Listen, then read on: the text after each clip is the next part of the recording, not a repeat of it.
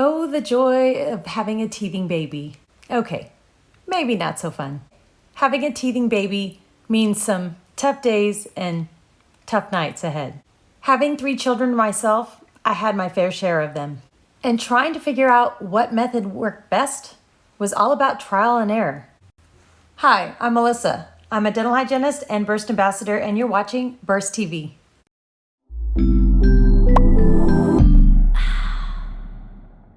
So my topic this week is on teething, along with some helpful tips to help with parents, and sharing some of my research that I learned about the amber teething necklaces. And after seeing so many babies wearing these popular amber teething necklaces, I was very curious to learn more about them. My thoughts go immediately to how dangerous they would be around their neck. So I quickly dove into researching these amber teething necklaces, and I found a ton of them available for purchase, and a lot of articles and blogs have been written about them.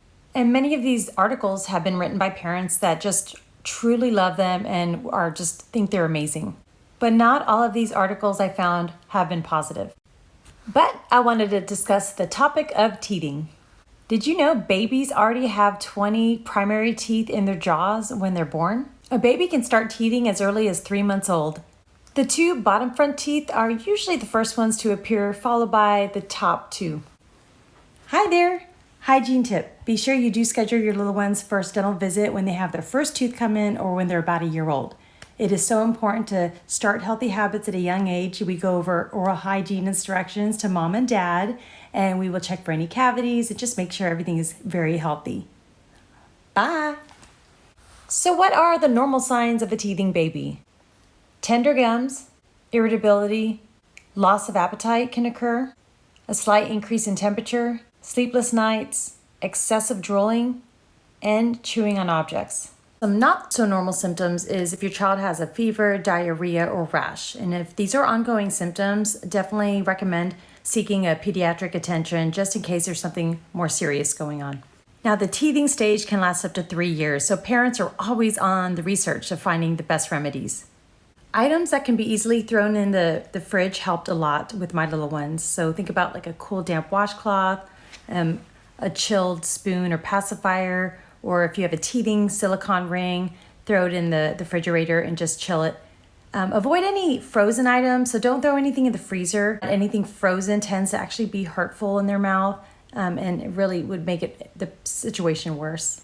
Now, if cool items don't seem to be working, then possibly offer them a hard, unsweetened teething biscuit, or even using your clean hands and massaging the gums gently. If you're a nursing mama, it's also a good idea to massage the gums. You even use cold water and just massage the gums before, just in case, avoid getting bit. An over-the-counter pain medicine for infants is perfectly fine. It helps them get through the pain and discomfort during the teething stage. The FDA did cause many of the teething gel ointment manufacturers to reformulate their product without benzocaine. Benzocaine shows risk to reduce blood oxygen in many of children under the age of 2 years old.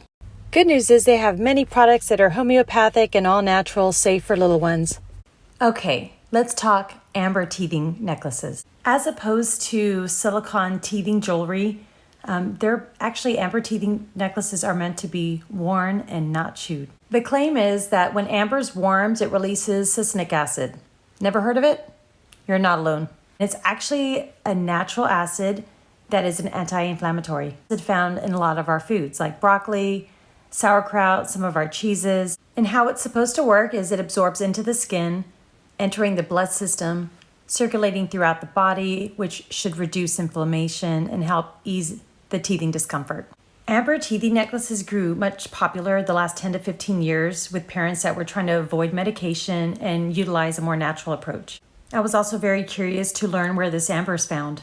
Nearly all amber teething necklaces are said to be made from the world's largest supply of amber found in the Baltic region. Now, Baltic amber is fossilized resin from the sap of conifer trees. It's often referred to as Baltic gold and is said to be over 44 million years old. And the amber actually comes in a variety of colors, but you'll mostly see the amber teething necklaces in orange, brown, and white due to just being more abundant. And it's also supposed to have the highest concentration of succinic acid. And one of the big reasons I wanted to discuss the topic of amber teething necklaces is there's a lot of negativity on the internet and through articles. And so I wanted to dig deeper. And some of the questions that I have is, how safe are they? And do they even work? I've seen many articles that say that amber only releases succinic acid when it reaches temperatures of 400 degrees. So now, of course, if this were true, then all the claims of amber working on teething babies would be false. Unfortunately, no scientific testing has been done to determine if these necklaces even work. In December of 2018, the FDA did release an article warning parents about the safety risks that are involved in these teething necklaces. And the FDA did receive reports of death and serious injuries involving infants and children with these teething necklaces. Now, with all this information that we are learning, these necklaces are still available to purchase, and I know people are still going to purchase them for their little ones to help relieve their teething pain. So I thought it would be great to share some at least helpful tips to help prevent any future injuries to the next child. Most importantly, do not let your child wear the necklaces to sleep or nap. Adult supervision is so important while they're wearing them. And do not allow your child to chew the necklaces. And it's very important to make sure that the necklaces fit properly. Obviously, you don't want the necklace to be completely fitted around the neck, but not too loose to where the baby would try to chew it. And it's highly recommended to inspect the necklace carefully to make sure that each bead is individually knotted to prevent them becoming a choking hazard in case they break. Now, I am not for them, nor am I against them. I just am simply sharing my research on these amber teething necklaces in case others had inquiries. Well, I hope you found my video helpful for all you moms and dads that have a little one that is teething. And just remember, this too shall pass.